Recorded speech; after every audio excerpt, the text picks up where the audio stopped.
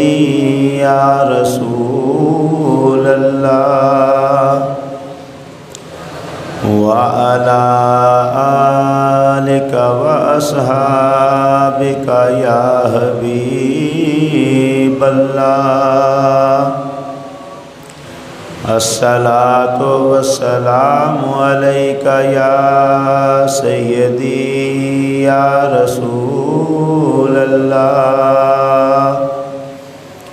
وعلی آلک واصحابک یا حبیب اللہ۔ وہ کمال حسن حضور ہے کہ گمان نقص جہاں نہیں، یہی پھول خار سے دور ہے، یہی شمع ہے کہ دھواں نہیں، وہی لامکاں کے مکیں ہوئے، سر عرش تخت نشیں ہوئے، یہ نبی ہیں جن کے ہیں یہ مکان، وہ خدا ہے جس کا مکان نہیں۔ کروں تیرے نام پہ جاں فدا، نہ بس ایک جاں دو جہاں فدا، دو جہاں سے بھی نہیں جی برا، کروں کیا کروڑوں جہاں نہیں۔ سب تعریفیں اللہ جل شانہ وحدہ لا شریک کے لیے، جس نے اپنی قدرت کاملہ سے اس کائنات کو حضور نبی کریم صلی اللہ علیہ وآلہ وسلم کے عرفان کی خاطر پیدا فرمایا۔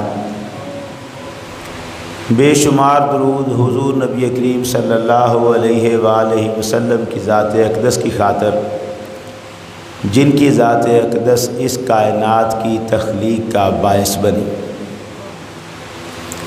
اللہ جل شانہ نے قرآن مجید میں ارشاد فرمایا وَإِنَّكَ لَعَلَىٰ خُلُقٍ عَظِيمٍ، اے حبیب صلی اللہ علیہ وسلم بے شک آپ عظیم اخلاق کے مرتبے پر فائز ہیں۔ پھر پروردگار عالم نے یہ بھی ارشاد فرمایا لَقَدْ كَانَ لَكُمْ فِي رَسُولِ اللَّهِ أُسْوَةٌ حَسَنَةٌ، بے شک تمہارے لیے رسول اللہ کی زندگی میں بہترین نمونہ ہے۔ اللہ جل شانہ کی کتاب لا ریب کی یہ دونوں مقدس آیات جو میں نے آپ کے سامنے رکھی ہیں، ان میں اللہ جل شانہ ہمیں یہ ہدایت فرما رہا ہے کہ ہمیں اپنی زندگی اگر بہترین طریقے پر گزارنی ہے تو اس کا صرف ایک ہی راستہ ہے، اور وہ یہ ہے کہ ہم محمد عربی کے طریقے پر چلیں صلی اللہ علیہ وآلہ وسلم۔ کوئی راستہ کوئی طریقہ دوسرا ایسا نہیں ہے جو اس قدر بہترین ہو، جو اس قدر کامیابی کی ضمانت دیتا ہو۔ دنیا و آخرت کی کامیابیاں جس طریقے کے اندر موجود ہوں، وہ طریقہ صرف اور صرف نبی اکرم صلی اللہ علیہ وآلہ وسلم کا ہے۔ ربیع الاول کے مبارک ایام چل رہے ہیں، ہر طرف خوشیاں بھی ہیں، بہاریں بھی ہیں، سرکار کے ذکر کی محفلیں بھی ہیں۔ سچی بات تو یہ ہے کہ ان دنوں میں ایک رونق لگی ہوئی ہے، ایک بہار ہے جو سرکار کے ذکر کی آئی ہوئی ہے، طبیعت پوری طرح جوش اور جوبن پر ہے، دل کھلے ہوئے ہیں۔ یہی دل کرتا ہے کہ بندہ ہر وقت حضور ہی کا ذکر کرتا رہے۔ لیکن معاملہ یہ ہے کہ جہاں ہم سرکار کی عظمتوں کو بیان کرتے ہیں، جہاں ہم نبی اکرم صلی اللہ علیہ وآلہ وسلم کی شانوں کو بیان کرتے ہیں، وہاں ہم نبی اکرم صلی اللہ علیہ وآلہ وسلم کے طریقے پر دھیان نہیں دیتے۔ صرف ایک پہلو میں تو ہم ٹھیک ہیں کہ ہم حضور سے محبت بھی بے پناہ کرتے ہیں، اللہ کا شکر ہے، اور اس محبت کا اظہار بھی کھل کے کرتے ہیں، اللہ کا شکر ہے، لیکن اس سے آگے بڑھنے والا جو کام تھا وہاں ہم پیچھے رہ جاتے ہیں، میلاد تک رہتے ہیں، ارشاد تک نہیں جاتے۔ ہم حضور صلی اللہ علیہ وآلہ وسلم کا میلاد تو مناتے ہیں، لیکن سرکار دو عالم کے ارشاد کی طرف توجہ نہیں کرتے۔ میلاد منانا یہ ہماری خوشی ہے، یہ ہمارے ایمان کا اظہار ہے، مگر محمد عربی صلی اللہ علیہ وآلہ وسلم کی کمال خوشی اور آپ کو ہم سے جو چیز چاہیے وہ یہ ہے کہ ہم آپ کے بتائے ہوئے راستے پر چلیں، ہم آپ کے دکھائے ہوئے راستے پر چلیں، ہم آپ صلی اللہ علیہ وآلہ وسلم کے طریقے کو اپنائیں، اپنی زندگیاں اس طریقے کے مطابق گزاریں۔ میں یہ سمجھتا ہوں کہ محبت ہمیں اطاعت کی منزل تک لے جانے کا ذریعہ ہوتی ہے۔ حضور صلی اللہ علیہ وسلم سے جو ہم محبت کرتے ہیں یہ ہمیں حضور کی اطاعت تک لے کے جانے کا ایک ذریعہ ہے۔ جتنا ہم حضور سے محبت کریں گے اتنا ہی ہم حضور کی فرما برداری میں آگے بڑھتے چلے جائیں گے۔ اللہ کا مقصد یہی ہے کہ ہم نبی اکرم کی غلامی میں آگے بڑھتے چلے جائیں، ہم نبی اکرم کی فرما برداری میں آگے بڑھتے چلے جائیں، حضور کے ارشاد کو مان کر زندگی گزاریں، آپ کے بتائے ہوئے راستے پر چلیں۔ یہ اللہ کا بھی مطلوب ہے، محمد عربی کا بھی مقصود ہے۔ چاہت یہ ہے کہ طریقہ اختیار کیا جائے وہ جو سرکار دو عالم صلی اللہ علیہ وسلم لے کے آئے، اور طریقے کو اختیار کرنے میں ہم سے کچھ کمیاں رہ رہی ہیں۔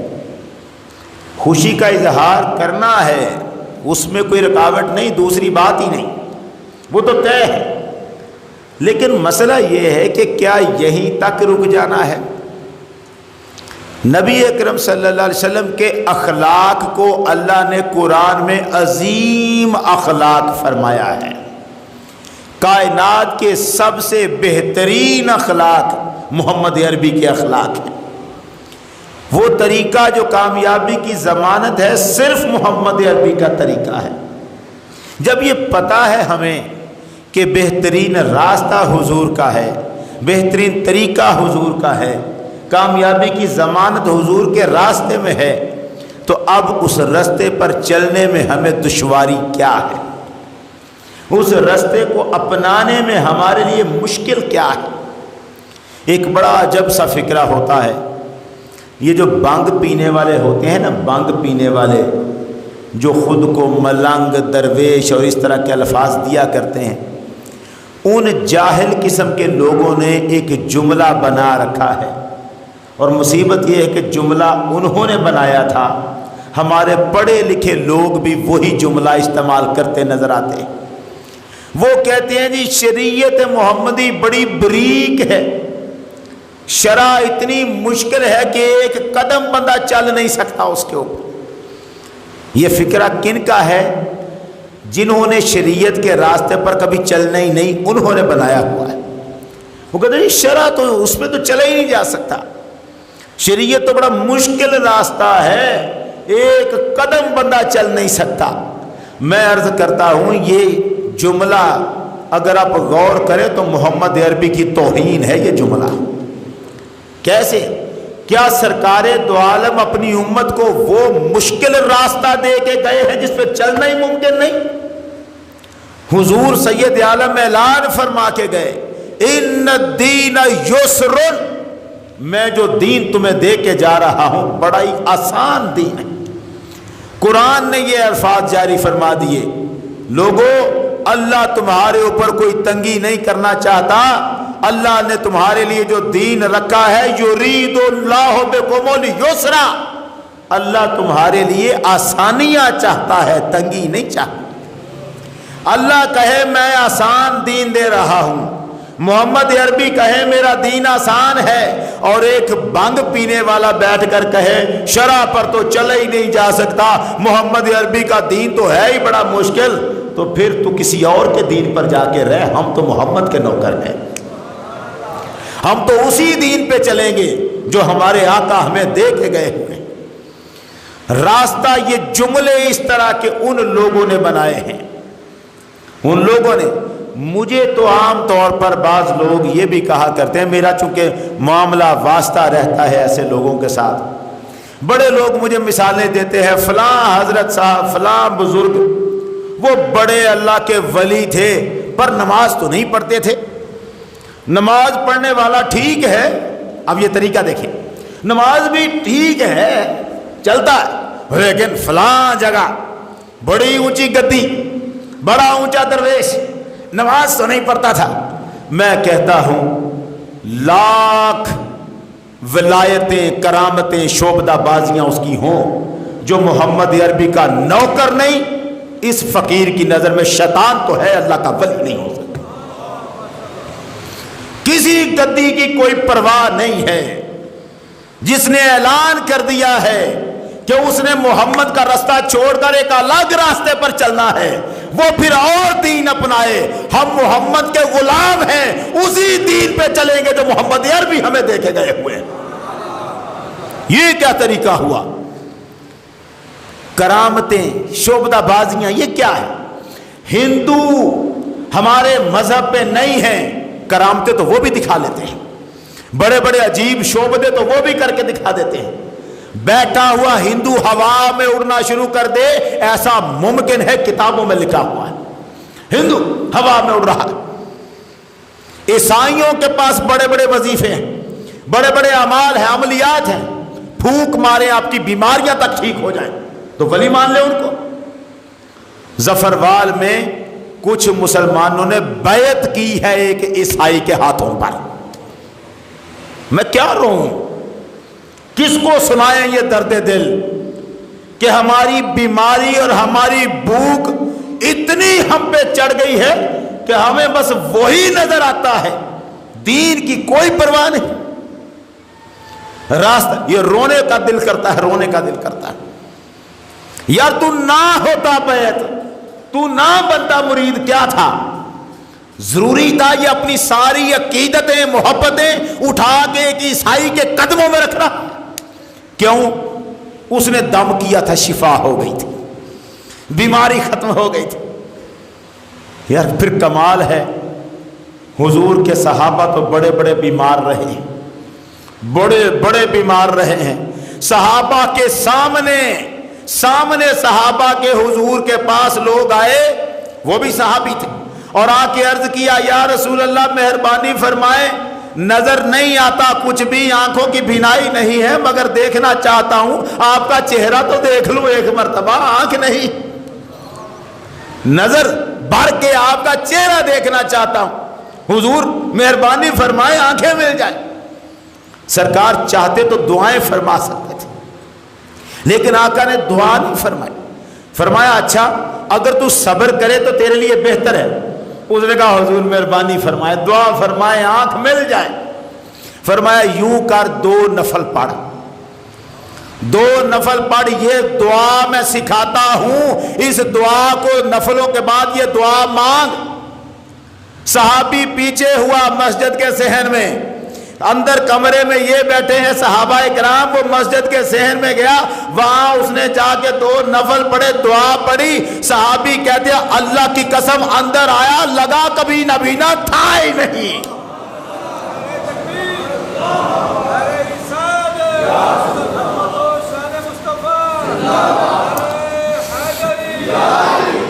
آنکھیں مل گئی نا، فوراً مل گئی، اسے تو مل گئی، جو باقی بیٹھے تھے دیکھ لیا نا انہوں نے کہ یوں فوراً بھی آنکھیں مل جاتی ہیں، ایسا بھی ہوتا ہے۔ تو پھر مجھے بتاؤ حسان بن ثابت ساری زندگی نابینا بن کے کیوں بیٹھا رہا؟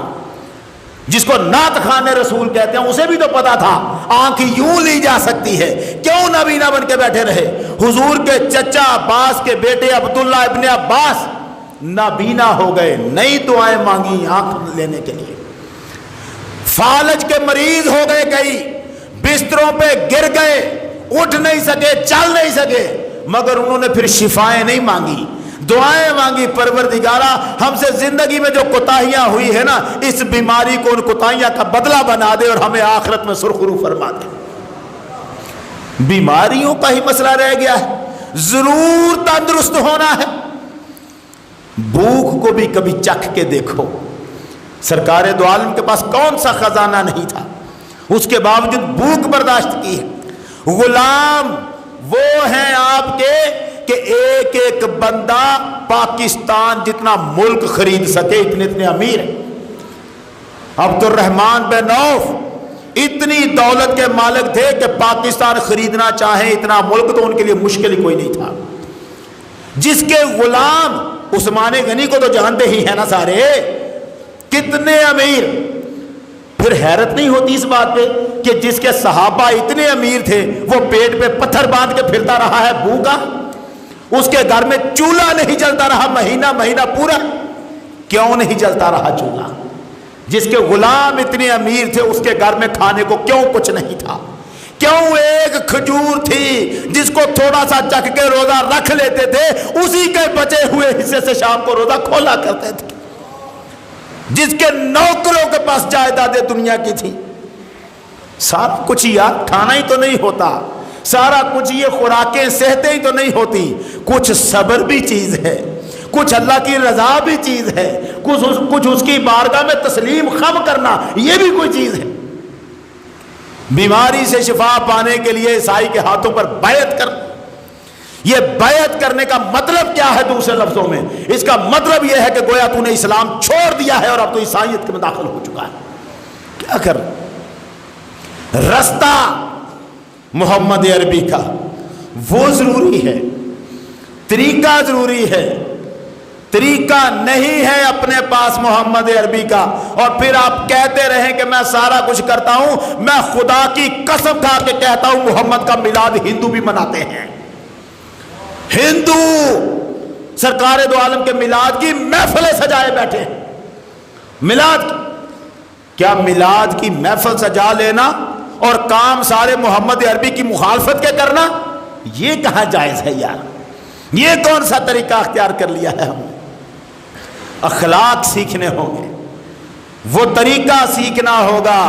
میں عرض کرتا ہوں میلاد ہم مناتے ہیں، ارشاد بھی ہم سناتے ہیں۔ سرکار دو عالم کے ارشاد پر کنہوں نے چلنا ہے؟ وہ اور لوگوں کے لیے ہے۔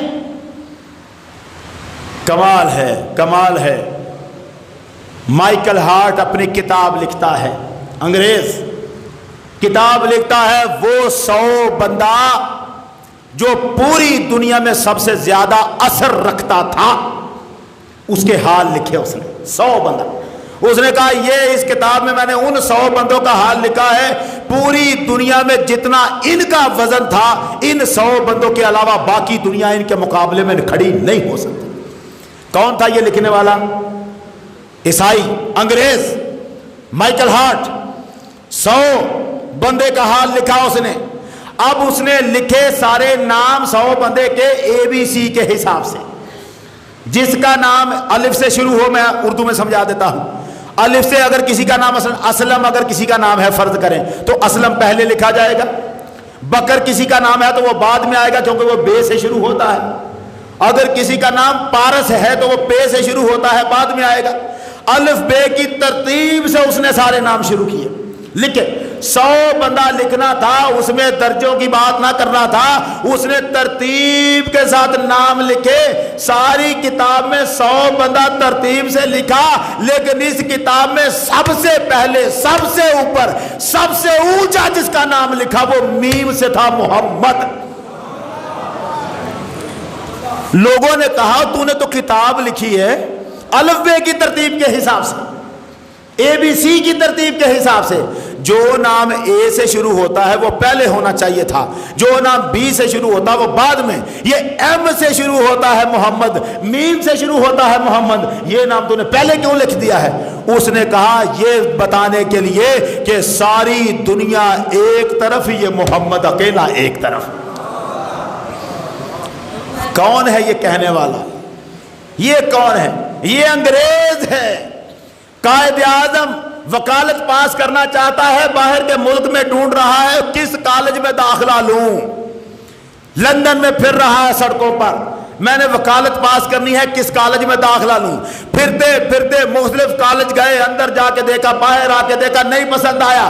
ایک کالج کے گیٹ پر کچھ نام لکھے ہوئے تھے، وہ نام کن کے لکھے ہوئے تھے؟ لا گیورز، وہ لوگ جنہوں نے دنیا کو بڑے بڑے قانون دیے ہیں، دنیا کے بڑے بڑے قانون دانوں کے نام لکھے ہوئے تھے۔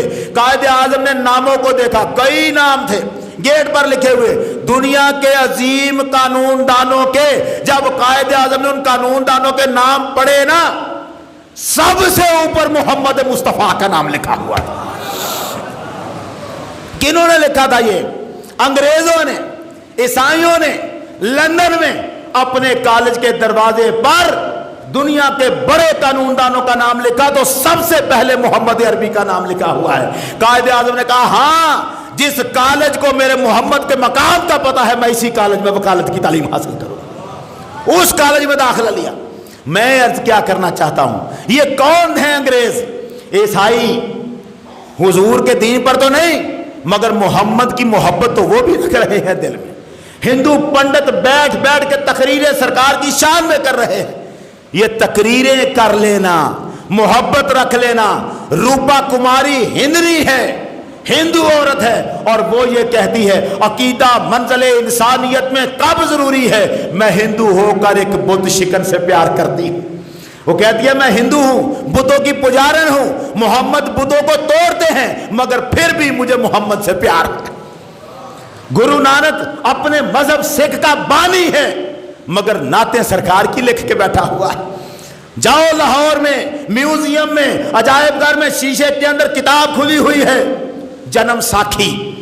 کس کی کتاب ہے یہ؟ گرو نانک کی، جو صفحہ انہوں نے عجائب گھر میں کھول کے رکھا ہوا ہے، اس کو شیشے کے اندر سے دیکھو، اس پر یہ شعر لکھا ہوا نظر آئے گا، لکھیا وچ کتاب دے اول ایک خدا، دوجا نور محمدی جس چانن کیتا آ۔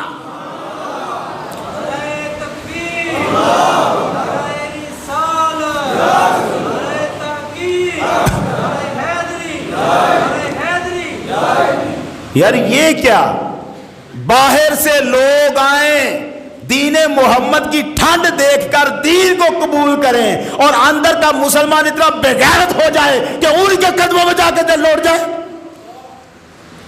یہ ہمارا مسلمان صرف اس لیے کہ اسے نماز پڑھنی مشکل لگ رہی ہے، اس بیچارے کو سجدہ دینے کی توفیق نہیں ہے، اتنی سی بات سے تنگ آ کے پریشان ہو گیا ہے۔ اس نے دعا مانگی ہے اللہ سے، آج شام کو مجھے 1000 روپیہ دے، نہیں دیا اس مالک کریم نے، تو اتنی سی بات پہ دل برداشتہ ہو کہ مذہب تبدیل کرنے چلا گیا۔ لعنت ہے تیرے دین پر جو تو لے کے بیٹھا ہوا ہے۔ کیا مذہب لے کے بیٹھا ہوا ہے تو؟ اللہ کو یوں مانا جاتا ہے؟ پوچھ اقبال سے کیا کہتا ہے وہ۔ علامہ اقبال کہتا ہے پروردگارا مجھے تو یہ اچھا لگتا ہے کہ میں تجھ سے فریاد کروں اور تو میری دعا کو قبول نہ کرے۔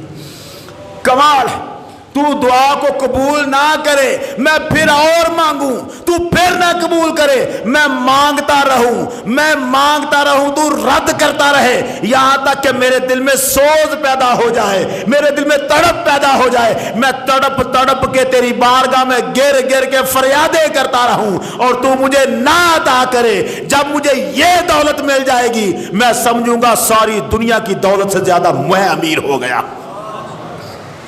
کہ میں نہیں مجھے دے رہا پھر بھی میرا رب تو ہے، میرا مالک تو ہے، میں اس سے مانگتا تو ہوں۔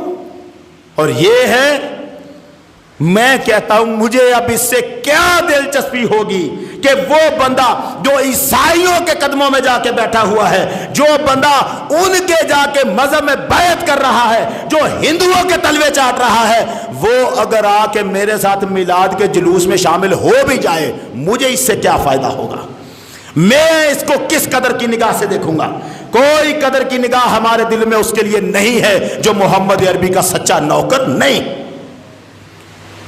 میرے والد صاحب نے کہا فلاں ولی اللہ ہیں، وہ نمازیں نہیں پڑھا کرتے تھے، میں نے کہا آپ کا ادب و احترام اپنے سر پر رکھتا ہوں میں، لیکن میں نوکر محمد عربی کا ہوں۔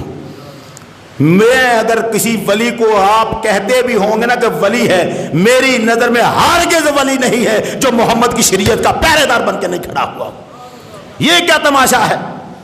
دین محمدی کو مذاق ہے؟ غوث اعظم تک کو معافی نہیں مل سکی نماز کی، تو کس کھیت کی مولی بن کے بیٹھا ہوا ہے؟ عملیات کے سر پہ، تعویذوں کے سر پہ تو بڑی دنیا جی لیتی، شعبدہ باز، عامل، جادوگر کیا نہیں کر لیتے، تو کیا ان سب کو ولی اللہ مان لیں؟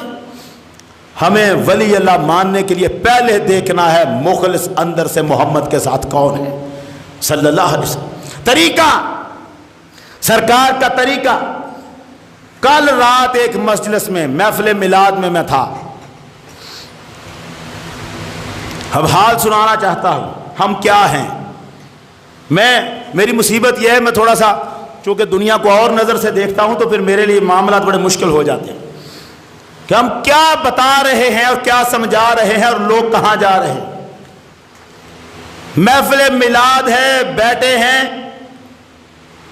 ایک بندے نے گفتگو میں کسی جگہ ابھی نہیں مارنا تھا نعرہ، اس نے مار دیا۔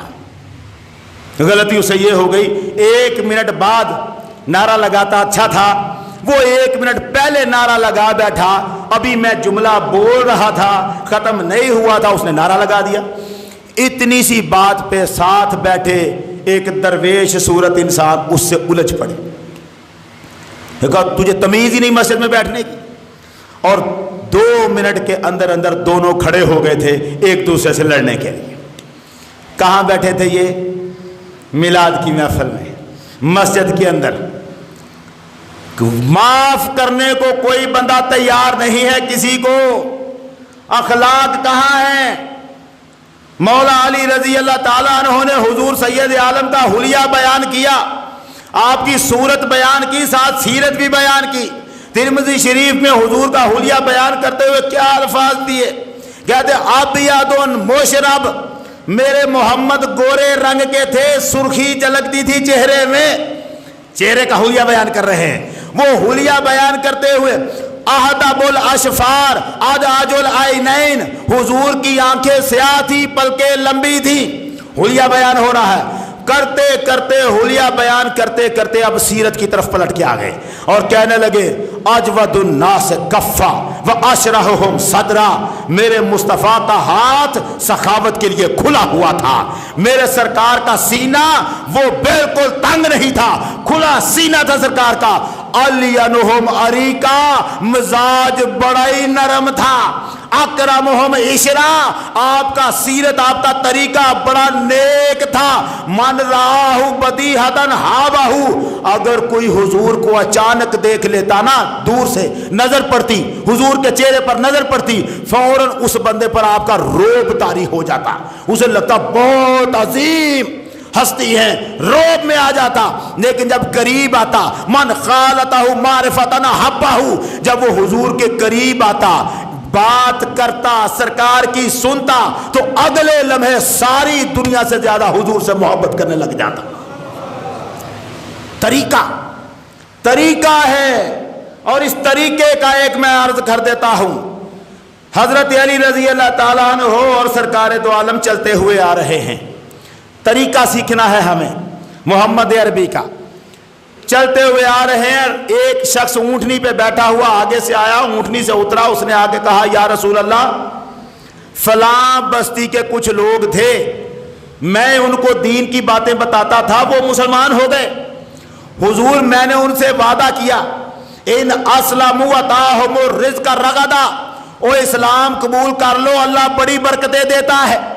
میں ان سے کہتا تھا اللہ رزق کے خزانے کھول دے گا، خزانوں کے دروازے کھول دے گا۔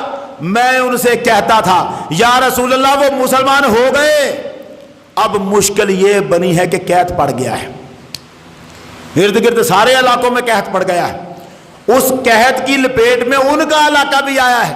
میں ان سے وعدے کرتا تھا کہ اگر مسلمان ہو جاؤ گے تو رزق کے خزانے اتر آئیں گے، قحط پڑ گیا ہے اچانک سے، وہ پریشان ہیں۔ حضور مجھے ڈر لگتا ہے، پہلے وہ غریب تھے، مذہب میں داخل ہوئے، 4 دن آسانی دیکھی، پھر قحط کا شکار ہوئے، تنگ ہو کر پھر نہ پلٹ جائے۔ حضور مہربانی فرمائے کچھ ان کے لیے کھانے پینے کا سامان بھیج دیں، حضور ان کے لیے کچھ پیسہ کا انتظام کر دیں تاکہ ان کو اس قحط کے عالم میں سہارا مل جائے۔ سرکار نے حضرت علی کی طرف دیکھا سوالیہ نظروں کے ساتھ، اور یہ سوال اس لیے تھا کہ پچھلے ہی دنوں کوئی خزانے میں سامان آیا ہوا تھا۔ حضرت علی کو دیکھا، حضرت علی نے عرض کی یا رسول اللہ جو سامان آیا ہوا تھا ہم نے سارا ہی غریبوں میں بانٹ دیا ہوا ہے۔ مطلب یہ کہ اب کچھ پاس کچھ نہیں۔ ابھی یہ باتیں ہو رہی تھی، زید بن سونا ایک یہودی پاس سے گزر رہا تھا، اچانک سے وہ قریب آیا، آگے کہنے لگا محمد تو نے مجھے وعدہ کیا تھا کہ تو مجھے کھجوریں بیچے گا فلاں باغ کی، اتنے دنوں کے بعد آپ نے فرمایا کھجوریں بیچنے کا تو وعدہ کیا تھا، یہ نہیں کہا تھا فلاں باغ کی دوں گا، باغ کا نام نہیں لیا تھا میں نے۔ اس نے کہا اچھا چلو ٹھیک ہے، نہیں لیا تھا باغ کا نام، کھجوریں دینے کی بات تو ہوئی تھی نا۔ آپ نے فرمایا ہاں لیکن ابھی وقت نہیں ہوا۔ اس نے کہا یہ مجھ سے پیسے لو، جب وقت آئے گا تو میں آ جاؤں گا کھجوریں لینے کے لیے، اپنی کھجوریں، پیسے بک کر رہا ہے جیسے کہتے ہیں۔ اس نے 80 دینار سونا حضور کی مٹھی میں رکھ دیا، یہ رکھ کے زید چلا گیا۔ سرکار دو عالم نے اسی وقت وہ جو بندہ تھا اونٹنی پہ آیا ہوا اسے پکڑائے 80 دینار سونے کے، فرمایا دوڑ کے جا ان غریبوں کو جو نئے نئے مسلمان ہوئے ہیں کہیں پریشان نہ ہو جائے، جا ان کی مٹھی میں 80 دینار رکھ دے سونے کے۔ وہ لے کے چلا گیا۔ اب چند دن گزرے، وہ وقت آ گیا جب سرکار نے کھجوریں دینے کا وعدہ کیا تھا۔ 4 دن رہتے تھے وعدے کو، یہودی زید ایک دن آیا، دیکھا کہ نبی اکرم صلی اللہ علیہ وسلم، ابو بکر صدیق، عمر فاروق، عثمان غنی، سارے لوگ جنت البقیع میں کسی کا جنازہ پڑھ کے آ رہے ہیں۔ گیا آگے، ابھی 4 دن مقررہ تاریخ کو رہتے تھے، آگے گیا، اس نے جا کے سرکار کی چادر کو پکڑا اور جھٹکا دیا، یوں کر کے کھینچا، کہا الا تقدینی حقی، میرے ساتھ وعدہ کیا تھا لا میری کھجوریں، مجھے پہلے ہی پتا تھا۔ اندازہ دیکھو اس کا، یہودی کا انداز دیکھیں، مجھے اتنی زور سے چادر کھینچی کہ یہاں گردن مبارک میں نشان رگڑ کے پڑ گئے، اور چادر کھینچ کے اس نے زمین پہ گرا دی سرکار دو عالم، اور ساتھ کہنے لگا میں پہلے ہی جانتا تھا، اللہ کی قسم میں جانتا تھا، فواللہ ما علمتکم یا بنی عبد المطلب الا لمطلن، مجھے پہلے ہی پتا تھا تم جو بنی عبد المطلب ہو نا، عبد المطلب کا جو خاندان ہو، سارے ایویں ٹال مٹول ہی کرتے ہو، بہانے باز لوگ ہو تم۔ کس کو کہہ رہا ہے؟ حضور سید عالم کو کہہ رہا۔ کہاں؟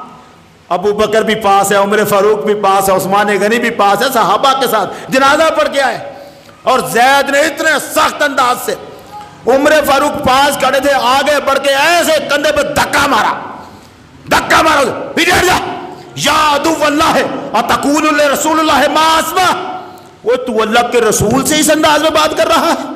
دھکا مارا، جو ہی اسے دھکا مارا وہ گرا، اٹھا، کپڑے جاڑے، چلا گیا، نہیں رکا یہاں پر، اس نے دیکھا نا کہ تیور بدل گئے ہیں ساتھ والوں کا، چلا گیا۔ حضور نے عمر فاروق سے کیا فرمایا؟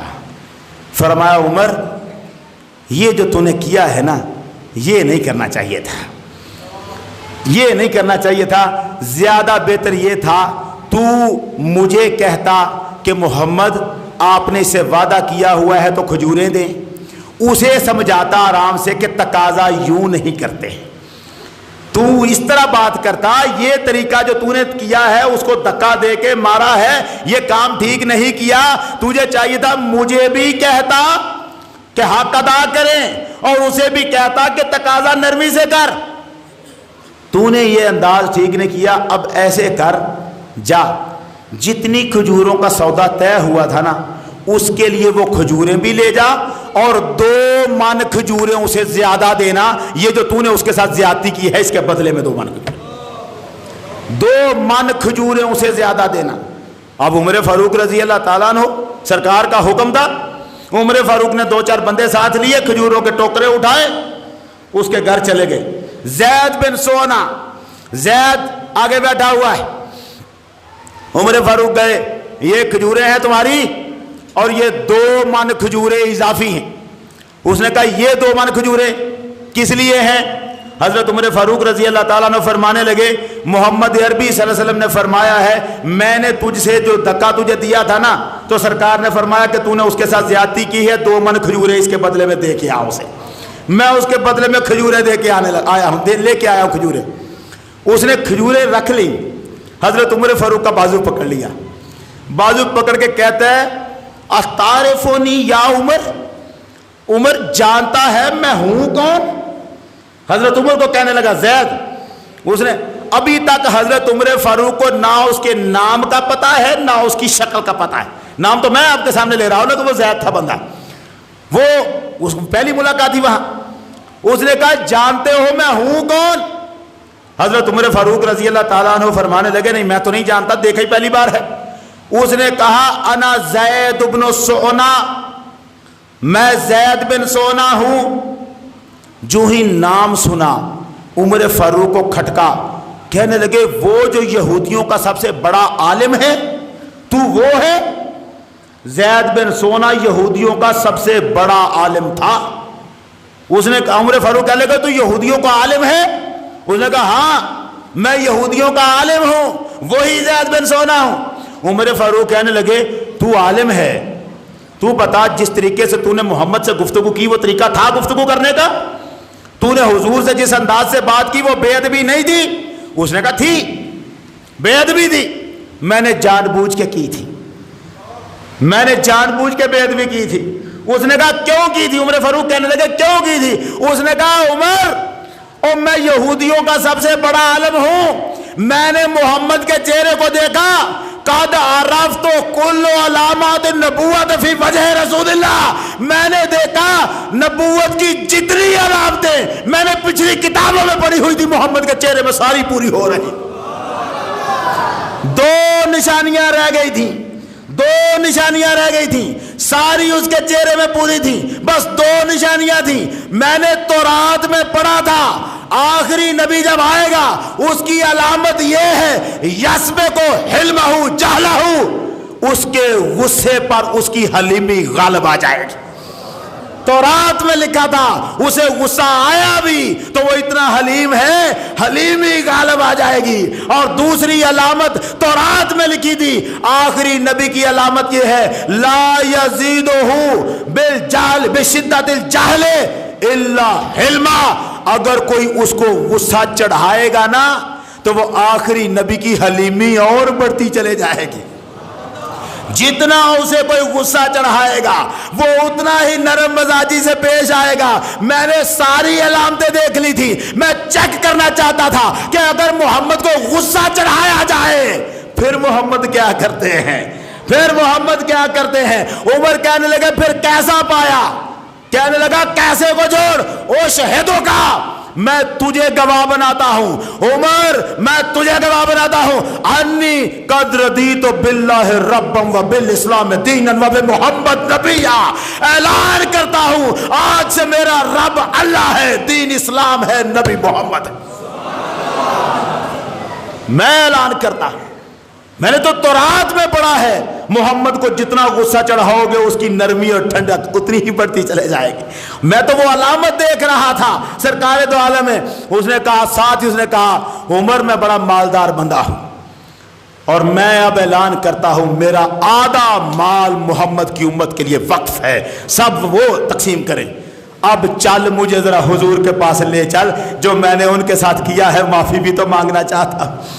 ادھر سرکار دو عالم کی خدمت میں عمر فاروق کا ہاتھ پکڑا ہوا زید بن سونا یہودی عالم ہاتھ پکڑا ہوا سرکار کی مجلس میں داخل ہوا۔ مصطفیٰ دیکھ کے مسکرا رہے تھے، سرکار کو کون سی خبریں نہیں تھی، مسکرا رہے تھے۔ آپ کو دیکھتے ہی دور سے ابھی اندر داخل ہو رہا ہے اور وہی سے پڑھ رہا ہے اشہد ان لا الہ الا اللہ و اشہد ان محمدا عبدہ و رسولہ۔ کلمہ پڑھ کے سرکار دو عالم نے اسے قبول فرمایا ہے۔ یعنی سرکار کا طریقہ اور مزاج ہے کیا، جتنا کوئی غصہ چڑھائے اتنی سرکار کی حلیمی غالب آئے، آپ اتنی نرمی سے پیش آئے۔ اور ہم کہاں کھڑے ہیں، کوئی گور کے دیکھے تو صحیح، گور نہ تو دور ہے، بس ویسے ہی دیکھے پھر ہمارا تیور بدل جاتے ہیں. میں تیرے باپ کا لے کے کھاتا ہوں ایسے دیکھ رہا ہے؟ کس طرح جرت ہوئی تجھے مجھے ایسے دیکھنے کی؟ ہم خدا بننے کے دعوے میں پڑے ہوئے ہیں، خدا بننے کے دعوے. محمد عربی کا طریقہ کہاں ہے؟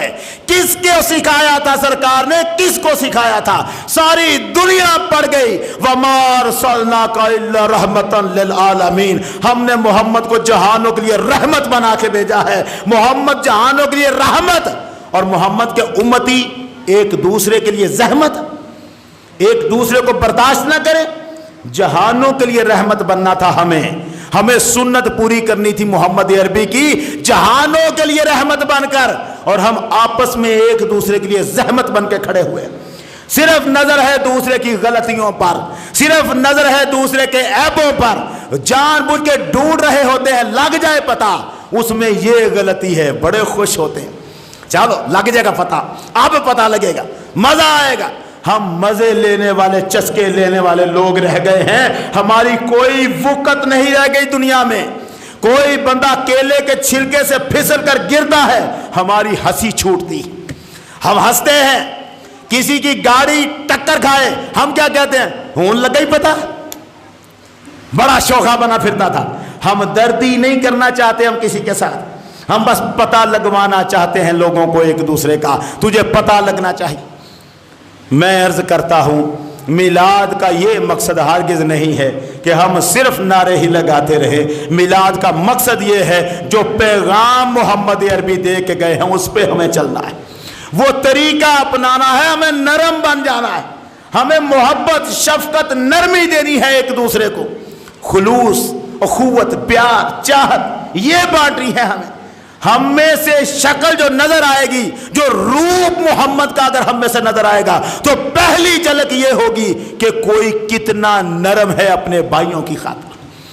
وہ اپنے بھائیوں کے لیے جتنا نرم ہے اتنا ہی محمد کا رنگ اس پہ چڑھا ہوا ہے. اور اگر وہ سخت ہے، چہرہ اکڑا ہوا، مسکرانا پسند نہیں. اور میں نے تو اللہ کے فضل و کرم سے ایک بہت بڑے عالم کی بات کو بھی اس بات پر روکا تھا. اس نے کہا تھا محمد عربی کبھی مسکرائے نہیں. آپ فرماتے تھے لوگوں جو میں جانتا ہوں اگر تم جانتے تو روتے زیادہ اور ہنستے کم. اور یہ کہہ کر اس نے کہا محمد ساری زندگی کبھی مسکرائے نہیں. تو میں نے اس کے بعد تقریر کی. میں نے کہا جناب تھوڑا سا غلطی ہو گئی ہے. محمد عربی ہنستے نہیں تھے کہہ کے لگا کے، لیکن زندگی ساری مسکرا کے ہی ملے ہیں ہر ایک کے ساتھ.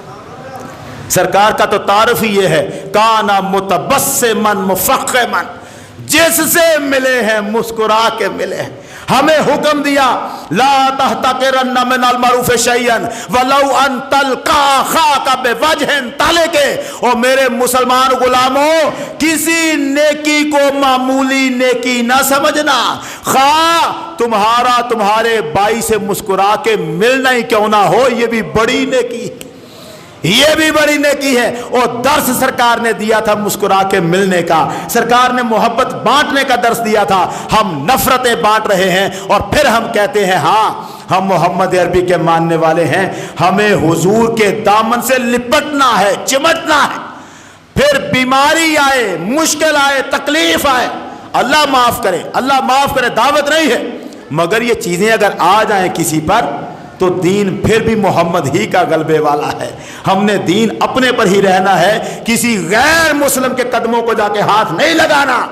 میں خدا کی قسم کھا کے کہتا ہوں اللہ معاف کرے، میں بیماری طلب نہیں کر رہا، وہ اللہ تعالیٰ عافیت عطا فرمائے. حضور نے ہمیں یہی درس دیا ہے. لیکن اگر بیمار بھی ہو جائیں، تڑپ بھی جائیں، مر بھی جائیں، خدا کی قسم محمد عربی کا کوئی دشمن ہو میں اس سے کبھی مدد مانگنے کے لیے نہیں جاؤں گا، اس سے پناہ مانگنے کے لیے نہیں جاؤں گا. خواہ اسے ایک مرتبہ اس کے پاس جانے سے ہی میری بیماری ٹھیک ہو جائے، میں نہیں جا سکتا اس کے پاس. کیوں جاؤں؟ میرے محمد عربی میرے آقا ہیں. بس اب آپ کے نام پر سے قربان ہے ہر شے، کروں تیرے نام پہ جاں فدا، نہ بس ایک جاں دو جہاں فدا، دو جہاں سے بھی نہیں جی برا، کروں کیا کروڑوں جہاں نہیں. اور آقا کے نام پہ جان اگر قربان کرنی ہے تو دشمنوں کے آگے جھک کے کرنی ہے. جن کے سامنے ہم سینہ تان کے کھڑے ہیں ان کے قدموں کو ہاتھ لگا کے شفائیں نہ مانگو. بڑی تکلیف ہے مجھے اس بات کی، بڑی تکلیف ہے، چھوٹی سی تکلیف نہیں ہے کہ ایک بندہ محض اس لیے عیسائی کے ہاتھوں پر بیعت کر رہا ہے، ایک مسلمان صرف اس لیے کہ اس نے دم کر کے اس کو شفا دے دی۔ کیا دین ہے تیرا یار؟ نہ ملے ہمیں شفا، نہیں چاہیے ایسی شفا جو شراب پی کر ہمیں ملنی ہے، ہمیں ایسی شفا نہیں چاہیے۔ ہم بیمار اچھے، مگر بڑا مسئلہ ہے۔ ایوب علیہ السلام صحت مند ہو گئے، اللہ نے جبریل کو بھیجا، جا کے پوچھ ایوب اب ٹھیک ہو، خوشی محسوس ہوتی ہے، یا جن دنوں بیمار تھے ان دنوں زیادہ ٹھیک تھے تم؟ ایوب علیہ السلام کے پاس جبریل آئے، پوچھا کیا حال ہے؟ کہنے لگے وہ جن دنوں بیمار تھا نا تب بڑا ٹھیک تھا کام۔ پوچھا تب کیوں؟ اب تو تم ٹھیک ہو، شکر ادا کرو۔ کہنے لگے شکر تو ہے اس کا، لیکن جن دنوں میں بیمار تھا نا روز اللہ کا پیغام آتا تھا، ایوب کیا حال ہے تمہارا؟ ان دنوں رب مجھ سے حال پوچھا کرتا تھا، جب سے ٹھیک ہوا ہو اس نے حال ہی پوچھنا چھوڑ دیا ہے، اور جب اس نے پوچھنا نہیں ہے تو پھر ہمارا کیا حال ہے؟ یار اس کو پتا ہو میرا غلام ہے، میرا غلام ہے، مصیبت میں ہے مگر میرے نام پہ پہرا دے رہا ہے، کھڑا ہے میرے نام پہ، یہ ہے ہماری عزت، یہ ہے ہمیں طریقہ اپنے محمد عربی کا چاہیے، نہیں چاہیے کسی طریقے دوسرے کا، ہمیں ویسی ولایت نہیں چاہیے، ایسی درویشی نہیں چاہیے، لاکھ درویشیاں ہوں، شفائیں ہوں، ایسی ملنگیاں نہیں چاہیے۔ اللہ کے فضل و کرم سے ہم ایسے ملنگ بڑے ہیں، محمد محمد کرتے جائیں گے، کسی اور کا نام نہیں لینا ہم نے، انہیں جانا، انہیں مانا، نہ رکھا غیر سے کام، للہ الحمد، دنیا سے مسلمان گئے، صرف ایک ہی اللہ جل شانہ ہمیں حضور سید عالم کے میلاد کی برکت عطا فرمائے اور کامل دین پر چلنے کی توفیق عطا فرمائے، دین کی سمجھ کے ساتھ چلنے کی توفیق عطا فرمائے۔ وآخر دعوانا الحمدللہ رب العالمین۔